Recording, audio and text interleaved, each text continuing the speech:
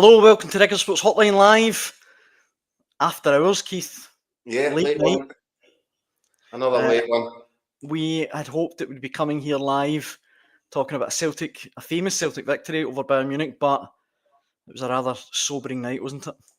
Oh, do you know what? I tipped a 2-2, as you know, Daniel, because I didn't think that was beyond Celtic. You then have to take everything into context, and the way Bayern dominated that first half, they were pretty sensational, weren't they? They were in complete control of the 45 minutes.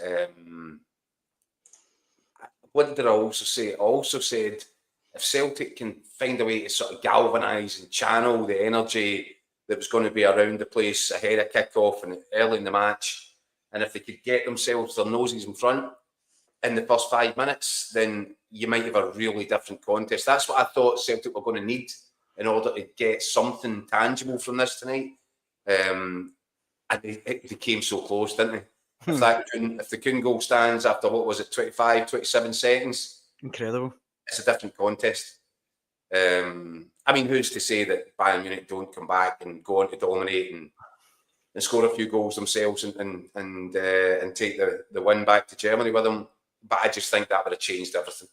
And I felt, as powerful, as strong, as exciting a start as that was in the first minute, Bayern, I think they realised they kind of got away with one there. I'm not sure either has to run into an offside position.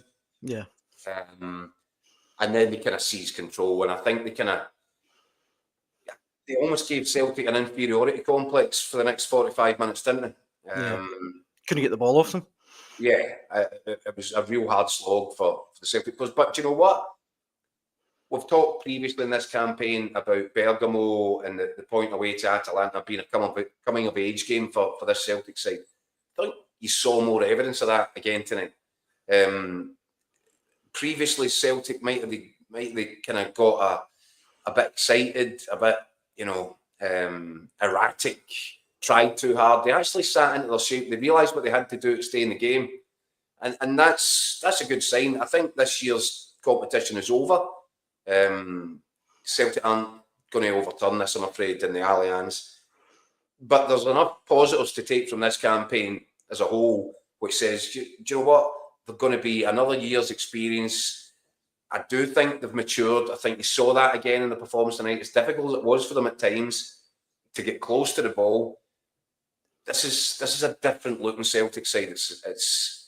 It kind of looks to me as if it's grown up, it's matured. Yet tonight, ultimately, a step too far. As I think the tie is going to be, you never know. You can hope for a miracle. You can hope that Celtic get an early goal over there and the Germans get jittery. But I think you saw in the periods of the game when Bayern Munich needed to be on top of it, they were. Yeah. What did we also say, Daniel? Kind of hoping for little kind of lucky breaks and everything to go your way. One, the Kuhn goal doesn't stand correctly. You have to say all the decisions tonight were correct, the major decisions by the officials. But two,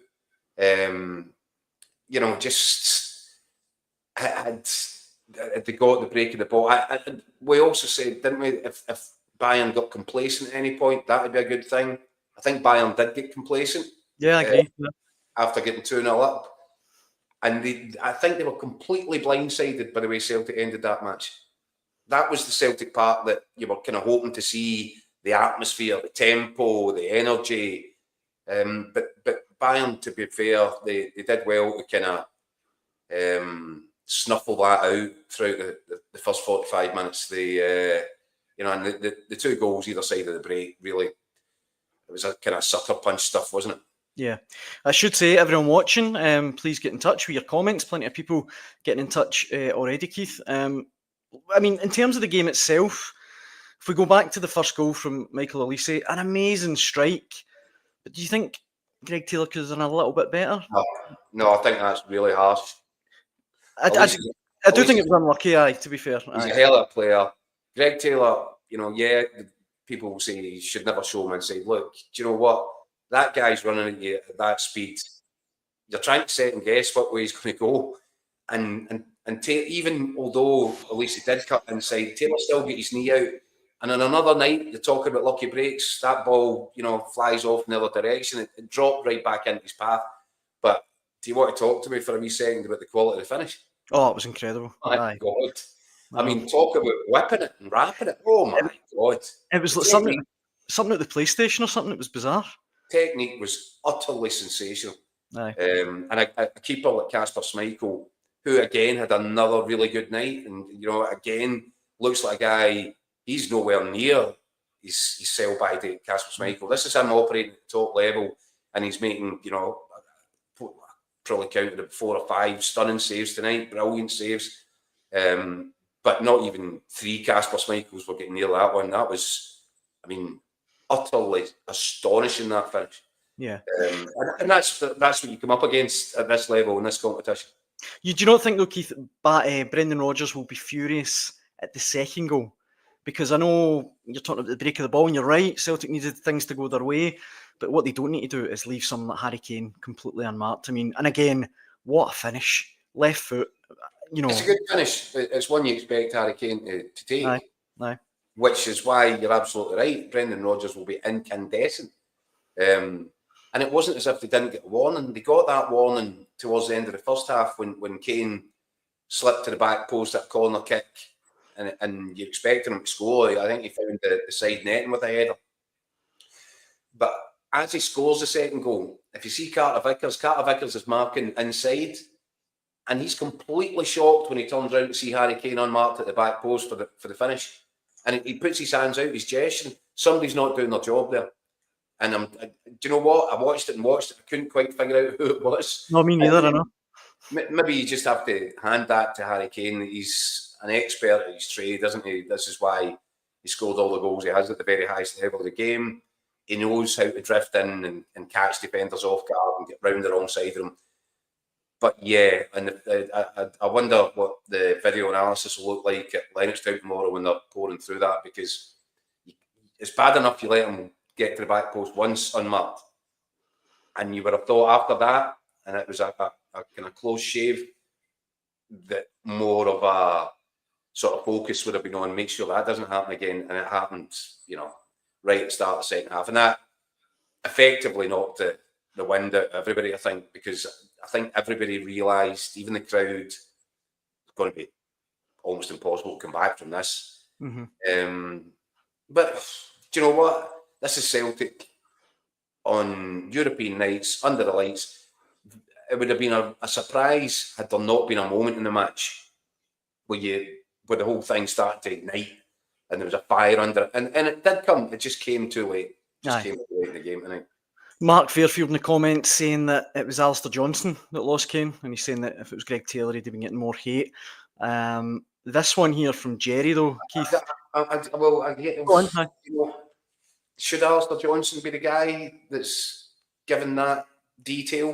That role, the penalty box marking Harry Kane. By the way, I think Alistair Johnson had another really, really good night tonight. Yeah. But defensively and in terms of physicality, do you really want Alistair Johnson on Kane? I don't know. Maybe we're splitting hairs. We're talking about it as I know it was me that said it, but talking about it as if it's easy to mark Harry Kane. Do you know what I mean? There's a reason why he's Harry Kane. This one though, Jerry Celtic. He says Celtic were robbed tonight. The goal after 25 seconds should have stood. I don't know about that, but he says we were denied our penalty. What did you think of the Engels incident, Keith? I'm afraid, look, that's clutching at straws as well. The bottom line is that I thought the officials were excellent tonight. And they've called all the big decisions correctly. The one thing that I would say over the Celtic penalty decision was, and Des Roach, your resident referee, got in touch to say similar, what were VAR doing? I know it took so long. I think it's a really good spot. So obviously in the first instance, they've worked out that Engels wasn't offside. So he's coming from an onside position, and then they've said, well, you need to look at the foul.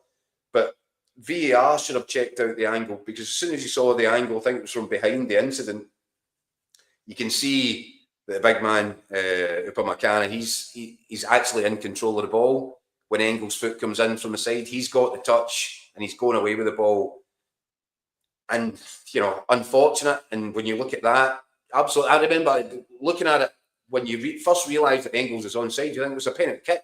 Yeah. But when you see the other angle from behind the pair of them, you can clearly see that Upamecano has actually got the ball under his control and is kind of running it out towards the touchline.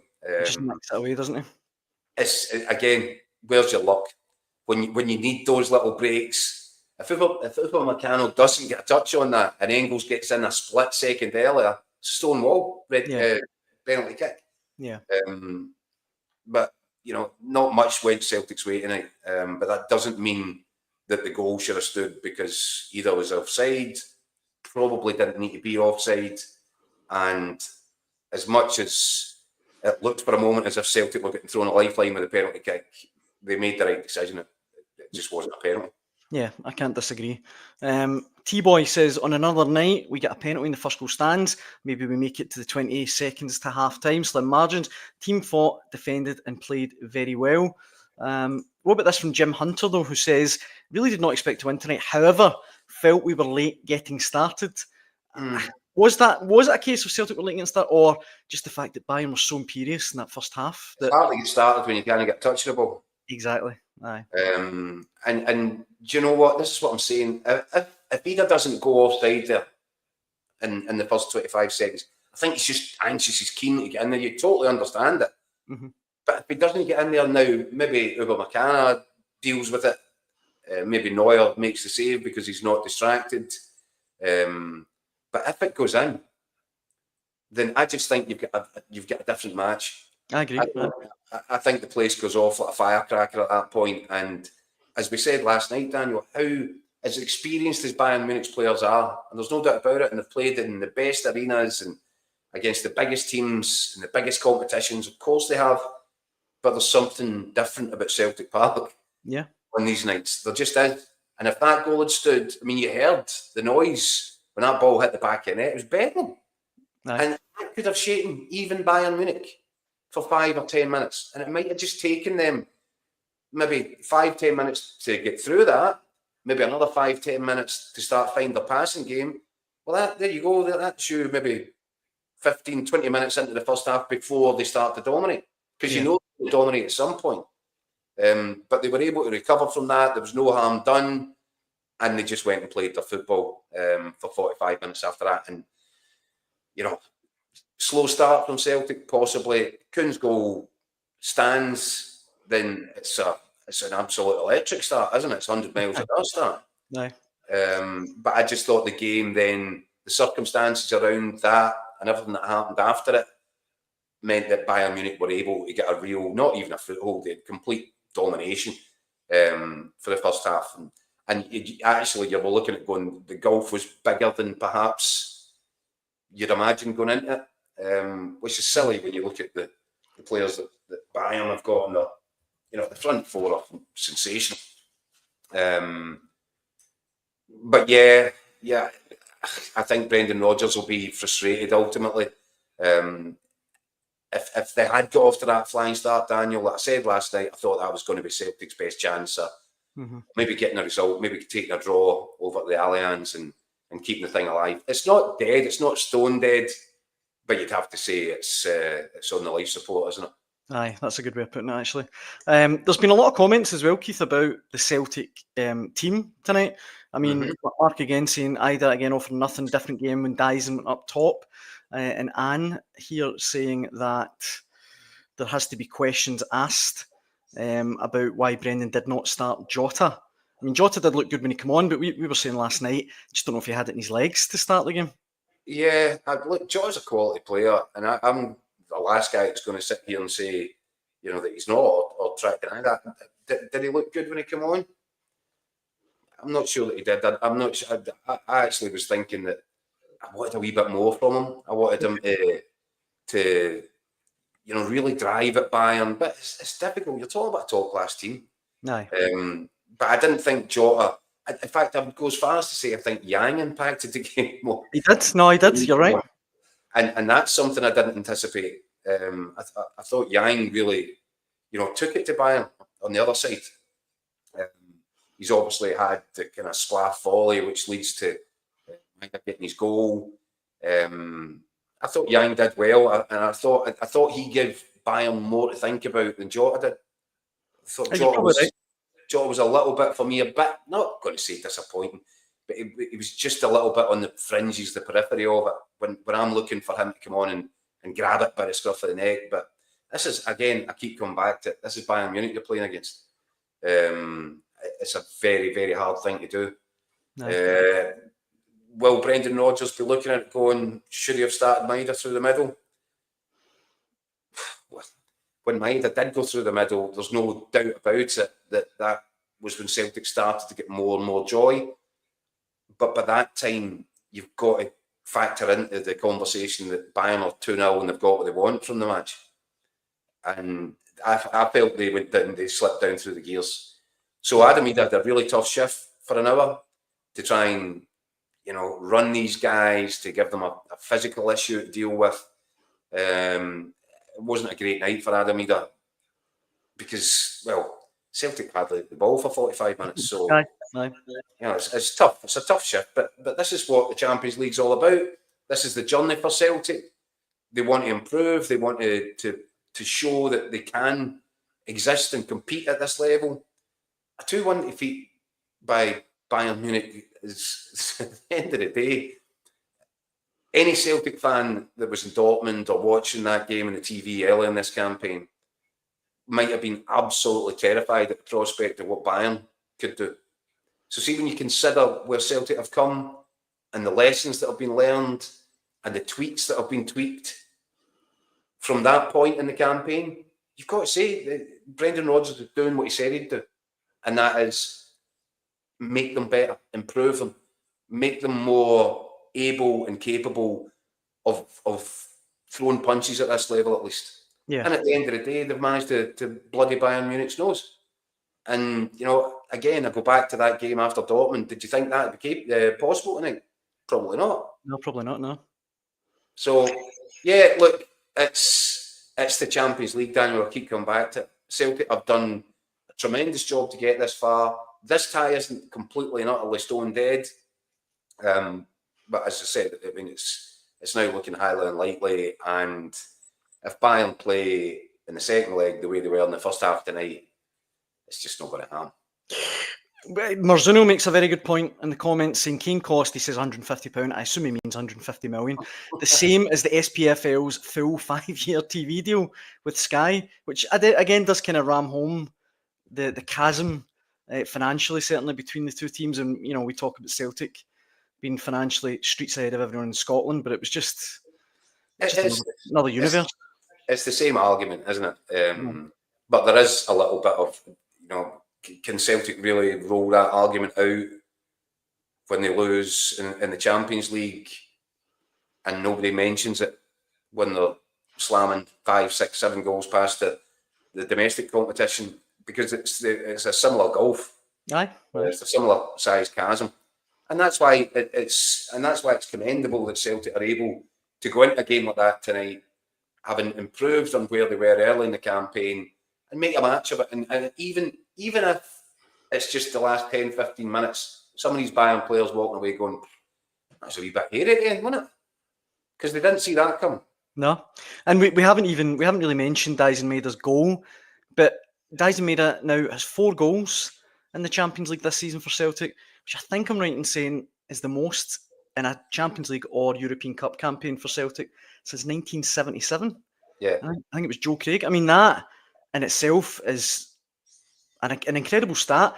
But again, he, I think, got his just rewards tonight with that goal because he did, as usual, just work his backside off, didn't he?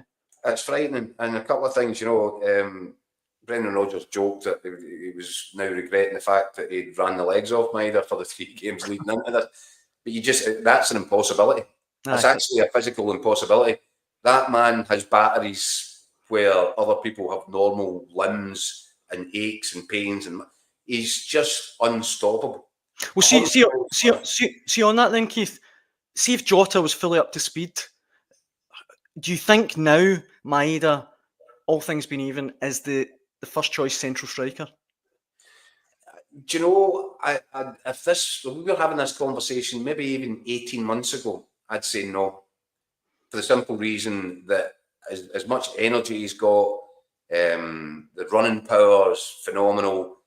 For me, I had always a massive question mark over his composure in the final third, whether it was, the assists, crosses, finishing.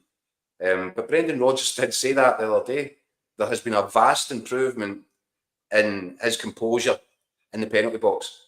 And that doesn't happen by accident either. And many times we've spoken on this show about they've got a manager, Celtic, who is capable as a coach of going onto the training field and finding a guy and looking at his deficiencies, looking at his strengths and saying, do you know what? If you just work on this, if we do an extra 20 minutes today and we just work on this, and it doesn't happen. You could look at it and say some of it could be freakish, but it's not freakish because it happens over and over and over again. Yeah. There's example after example of players that Brendan Rodgers has worked with at Celtic over his 2 stints who have just improved and improved to an extent that you thought, I didn't see that coming. Mm-hmm. And Dail Maeda is now one of those that is his. I thought his finishing was erratic, couldn't be trusted. He did have a lack of composure. The eyes would widen when he get into the final third. Now he looks like a different player. Mm-hmm. And it's almost as if, because we always said about Dail Maeda, well, if he only had that final bit of composure, that little last bit of the jigsaw, well, he wouldn't be at Celtic. Aye. You're now looking at a player who has been polished by Brendan Rodgers, and these rough edges no longer seem to exist. Mm-hmm. And even in the biggest games and the biggest occasion, he's no longer looking rushed or panicked. He's producing that final touch, whether it's assists or goals, and you can't compliment him enough. So, long answer to the question, 18 months ago, no, I would have said no chance. But this is a different version of Dail Maeda. And I think now, if Jota's up to full speed, he'd probably be my first choice for the number 9 role. But that's not to say that Adam either is without his merits, as he fell apart in the last one, Yeah. Horses for courses, probably. And maybe tonight, it was almost like, the Bergamo blueprint when Ida kind of led the line. And that gives Celtic the ability, maybe, but perhaps Dail Maeda not so great at the physicality in terms of holding the ball in with his back to do big centre halves. Different story with the ball over the top, but maybe they saw Ida as a sort of landing platform. If he was required to get them up the pitch, he's obviously going to work the defenders because he's a big unit. But yes, I have to confess. And I don't know if that's the circumstances of the match more than anything else. That, as I said, I think Bayern had kind of come down the gears a wee bit by the point that Maeda went up there. But I mean, the first thing that happens is he starts shutting Manuel Neuer down. Aye. Manuel Neuer looks absolutely spooked. Who's this guy? I know he was always going to hear what's happening here. I mean, 22 goals for Maeda this season. And I would say that I agree with you, everything you said. I think if Celtic were starting a cup final tomorrow and everyone's fit, everyone's flying. Yeah, that's the front three. I think he goes with Maeda. Yeah. Before we kind of finish, Keith Scott here says, don't be kidding yourselves on, lads. Bayern were a class above Celtic tonight. They eased off at 2-0. Next week, they wipe the floor with Celtic. Look, and I hate being negative, right? But I do worry a little bit about that second leg for Celtic. Well, it depends. What did we say going into this one? They could get complacent. The Bayern fans who turn up, they're not going to be beside themselves at the thought of what Celtic might do. So it's not going to be that kind of big game atmosphere. It'll be a busy stadium. It always is. I'm pretty sure it'll be a sellout. But it'll lack that big game energy and nervousness. So, that's what you've got to hope for. That Bayern turn up, think the job's already done. But I doubt that because they've got a very good manager and they've got very professional players.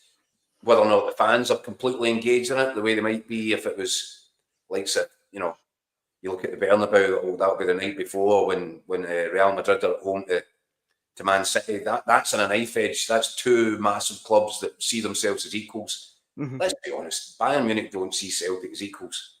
Whether or not that's, I'm sure the players will be far more professional and they'll take that kind of approach into it. But the fans won't, the atmosphere won't generate that sort of excitement and electricity. And you hope that because of that, every factor that can get weighed in at Celtic side, you have to hope that they get them and they get the breaks in a way that maybe they didn't get the breaks tonight. Mm-hmm. But well, I mean, you know what? I think Bayern showed tonight at 2-0, they were in complete control, and I thought they kind of eased off it a little bit. You could get something similar in the second leg. I mean, they've obviously got a massive game this weekend against the champions Leverkusen. So I think there was a bit of that as well, that as soon as they got to 2, I think their minds started to drift a little bit to, well, do you know what? They failed to win the Bundesliga last year for the first time in like 11 years. Mm-hmm. So I think their priorities began to shift as soon as Harry Kane hit the back of the net, if I'm brutally honest. No, I probably agree with you. And Peter Cosgrove in the comments says, being by one of Europe's elite, but certainly not disgraced. And they weren't Celtic. They gave Bayern a really good game tonight. But that's just at the back of my head what I'm worried about. I just pray it's not another Dortmund next week. I think this is what we're talking about, Celtic's progression. Brendan Rodgers may have said after Dortmund that he wasn't going to change anything, but he was telling porky pies. Aye, he has definitely. Celtic are different. They're set up. And by the way, it's not a case of throwing the baby out with the bathwater. It hasn't went, well, what we've got to do is just park the bus. And it's not that. But it didn't ever have to be that. Mm-hmm. They've still got really good attacking players in the final third. They just had to tighten up in specific areas, particularly in the centre of the pitch. Callum McGregor was exposed. The fullbacks were bombing on. The two in front of Callum McGregor, Engels and Hatate, were playing 15, 20, 30 yards in front of him at times, which basically meant Dortmund's attack was running at Callum McGregor and two centre-halves. Yeah. And they ran amok through that period. And I think that Brendan Rodgers has realised, right, okay, can't do that. You can do that against St Johnstone in the Premiership, just can't do it at that level. You'll get annihilated. So do I see Celtic turning in a similar performance to the one they did in Dortmund? Absolutely not. I think they'll go there, they'll be really disciplined, and they'll hope that if Bayern have got their attention elsewhere, if they're not really, if they think their name's already in the hat for the last 16, maybe Celtic could sneak one. Maybe they could get to 1-0, and then who knows? I'm like you. I think that scenario is highly unlikely. It's a dream-like scenario for Celtic, which is probably not going to happen. But I don't share your pessimism in terms of going there to get an absolute hiding. Listen, maybe famous last words. I think Celtic have matured, they've grown up, they've realised the mistakes they've made, and they've improved because of them. There's a lot of opportunistic Celtic fans getting in the comments talking about, well, look, if Queen's Park can beat Rangers, then who knows? Which I think's maybe a fair point. Well, we did say the other night, Daniel, didn't we, that you're talking about kind of summing up the gap between Glasgow's big two just now. Rangers get put out the Scottish Cup at the weekend by Queen's Park, and Celtic get beaten by the same margin, just one goal by Bayern Munich. So, yeah. It's quite remarkable when you put it that way. Keith, I think that brings us to the end of our late night. Are you tired? It's been a long day. Our Record Sport Hotline Live. We'll be back, of course, tomorrow. You're tired and deflated, Daniel, aren't you? We'd have been on here for another hour and a half if Celtic got win tonight. Because that's all the comments. We're driven by the comments, Keith. Nothing to do with me. So the fans, the comments, they're weary. Everybody's jaded. That's it, aye. Well, we'll be back to talk about it all again tomorrow, Thursday at 6 p.m. We hope that everyone watching can join us then. Thanks so much for all of your comments. Keith, sweet dreams. Yeah, do you know something? Did you notice that I've improved my lighting in my homemade sort of a studio here? There is definitely a difference. You've got a ring light, don't you? Yeah, because you know what? I was mortified. That last one, I was getting heavy Blair Witch Project vibe off that. It was a bit Blair Witch, actually, directed by John Carpenter. So I got a ring light. What does that mean? Does that mean I'm an influencer now? That's you. You're officially an online influencer.